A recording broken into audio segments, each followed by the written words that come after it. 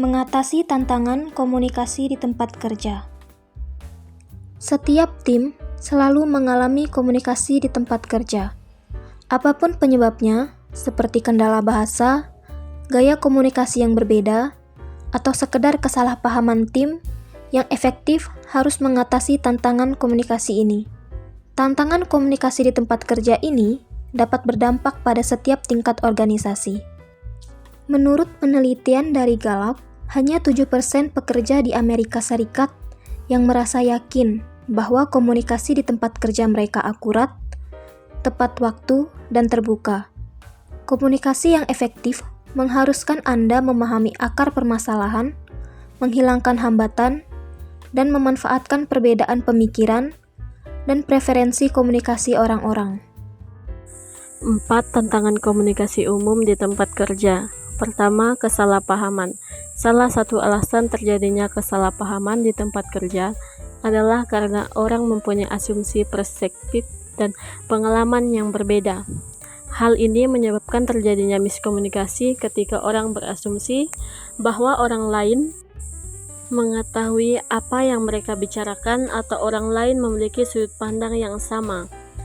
Kedua, kurang kejelasan. Ketidakjelasan disebabkan oleh beberapa hal seperti detail yang hilang, informasi yang tidak memadai, atau tujuan yang tidak jelas. Kurangnya kejelasan juga membuat umpan balik menjadi lebih sulit, sehingga mempengaruhi kualitas kerja dan kemampuan karyawan untuk melakukan perbaikan. Kurangnya perhatian. Kurangnya perhatian juga mempersulit hubungan dengan rekan kerja. Jika orang tidak memperhatikan satu sama lain, mereka tidak dapat terhubung dan membangun kepercayaan, apalagi memahami cara berpikir orang lain. Perbedaan budaya mencakup perbedaan norma di perusahaan, industri, dan peran pekerjaan yang dapat mempengaruhi komunikasi dalam tim lintas fungsi atau dengan klien eksternal. Cara mengatasi tantangan komunikasi di tempat kerja. 1. Ditetapkan harapan yang jelas. Ketika orang mengetahui peran mereka dan apa yang diharapkan dari mereka, mereka dapat fokus pada hal terbaik yang mereka lakukan dan menghindari kesalahpahaman atau kebingungan. 2. Carilah umpan balik dan atasi kekhawatiran. Dengan mencari umpan balik dan mengatasi permasalahan, karyawan dapat lebih efektif mengidentifikasi potensi kesalahpahaman dan memperbaikinya sebelum menimbulkan masalah. Mengatasi permasalahan sejak dini dapat membantu mencegahnya menjadi permasalahan yang lebih besar dan lebih sulit diselesaikan. 3. Mintalah klarifikasi jika dibutuhkan. Penyebab utama masalah komunikasi di tempat kerja adalah ketika orang takut untuk mencari klarifikasi.